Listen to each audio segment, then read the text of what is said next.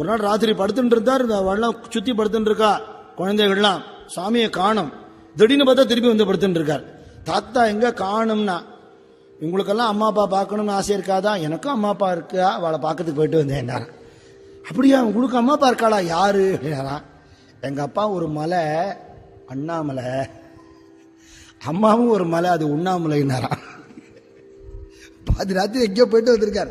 திடீர்னு இந்த ஊருக்கு போயிட்டு வந்தேன், அந்த ஊருக்கு போயிட்டு வந்தேன் பாரான். கட்டில படுத்துட்டே யார்கிட்டயோ பேசுவாராம், விரல் இப்படி எழுதி ஏதோ சமிக்ஞை பண்ணுவாராம். சுவாமியை நினைச்சுண்டா போயிட்டு வந்தேன் பாரான்.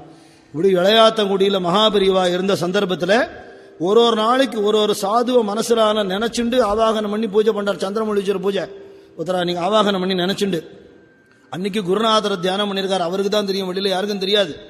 ஒரு ஆடு அங்கேருந்து வருது கிடுகிடுன்னு, ஒரு பெரிய ஆடு பூஜை பண்ற இடத்துக்கு வருதேன்னு எல்லாரும் விரட்டா. பெரியவா விரட்டாதிகம்னு ஜாடை காட்டினார். ஆடு கிட்டக்க வந்தது, நெத்தியில சந்தன குங்குமம் விட்டார், கழுத்துல மாலையை போட்டார், பழம் கொடுத்தார், அந்த ஆட்டுக்கு பூஜை பண்ணினார். அந்த ஆடு வந்த வழியா போயிடுத்து. யாருக்கும் ஒன்றும் புரியல. கஜ பூஜை கேள்விப்பட்டிருக்கோம், கோ பூஜை கேள்விப்பட்டிருக்கோம், அஜ பூஜை கேள்வியே பட்டதுல ஆட்டை யாரும் பூஜை பண்ண மாட்டான். இது என்னது விசித்திரம்னு யோசனை. பெரியவா தீர்த்தம் கொடுக்கறத கேட்டிருக்கா. தபோவன சுவாமிகள் வந்திருந்தார்னு சொன்னாலாம் பெரியவா. அப்ப அங்க ஒரு தம்பதி இருந்திருக்கா. அவளை வந்து நீங்க நேர சுவாமிகளை தரிசனம் பண்ணிட்டு அதுக்கப்புறம் உங்க ஊருக்கு போலாம்னுட்டா. சரின்னாவா. இங்க தபோவனத்துல பக்தாளோட பேசிட்டு இருக்கார் சுவாமி. சட்டுன்னு ஏந்து அறைக்குள்ள போயிட்டு வந்தார். நெத்தியில சந்தன குங்குமம், கழுத்துல மாலையோட வரார். இது என்னது சுவாமின்னு கேட்கிறா பக்தாள்லாம். இளையாத்தங்குடியில காமகோட்டி பெரியவா நினைச்சுண்டா சுவாமி போயிட்டு வந்ததுன்னாராம். அன்னைக்கு புதுசா சில பேர் வந்திருக்கா. என்ன அநியாயம், கண்ணு முன்னாடி ரூமுக்குள்ள போய் கதவை சாத்தின்ட்டு வெளியில வர்றார். அங்கேயே சந்தன குங்குமம் இருக்கும், எடுத்துட்டு மாலையை போட்டு வந்திருப்பார். இங்கே இளையாத்தங்குடிக்கு போயிட்டு வர முடியுமா அப்படின்னு மனசுக்குள்ள நினைச்சுக்கிறா. அப்புறம் பிரசாதம்லாம் எடுத்துட்டா கிளம்புறத சுவாமி அவள் இன்னைக்கு இருந்துட்டு நாளைக்கு போலாம்னு விட்டார். அவளுக்கு நம்பிக்கை இல்லை. இருக்கிற பக்தா சொன்னாலும் சுவாமி உத்தரவு கொடுக்கலன்னா போகப்படாது, ஏதாவது விபத்து நேரம்னாலாம் பயந்துன்னு இருந்துட்டா. இந்த தம்பதி வந்தவா இருக்கா, அவ ஊர்ல இருந்து இளையாத்தங்குடியிலிருந்து கிளம்புறா. அரகண்டநல்லூர் ஸ்டேஷன்ல இறங்கினா. அங்கிருந்து தபோவனத்துக்கு எப்படி வருதுன்னு தெரியாது, அகால நேரம் ஆயிடுத்து.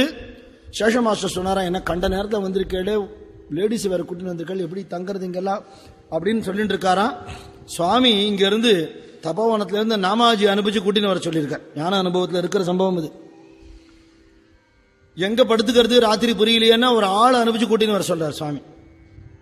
ஓய்வு எடுத்துப்போம், காலையில பேசிக்கலான்னு விட்டாராம். மறுநாள் கார்த்தால எங்கேருந்து வருது, இளையாத்தங்குடியிலேருந்து. இங்க என்ன பார்த்தோம், காமகோட்டி பெரியவா சந்திரமௌலீஸ்வரர் பூஜை பண்ணா ஒரு ஆடு வந்தது, ஆச்சரியமா இருந்தது.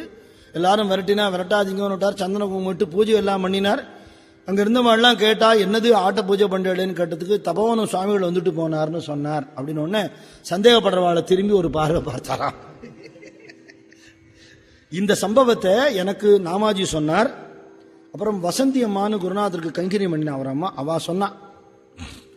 இதை ரத்னகிரீஸ்வரர் கோயில மகாபெரிவாட 100வது ஜெயந்தி உற்சவத்தின் போது எங்களுக்கு பஜனை பண்றதுக்கு பாக்கியம் கிடைச்சது. அன்னைக்கு ரத்னகிரீஸ்வரர் கோயில பெசன் நகர்ல நான் சொன்னேன். அப்ப கூட்டத்திலேருந்து ஒரு வயசான பெரியவர் சொன்னார், இவர் சொல்றது சத்தியம், அன்னைக்கு நான் இளையாத்தங்குடியில இருந்தேன். பெரியவா சொன்னார் அந்த மாதிரி அப்படின்னு சொன்னார்.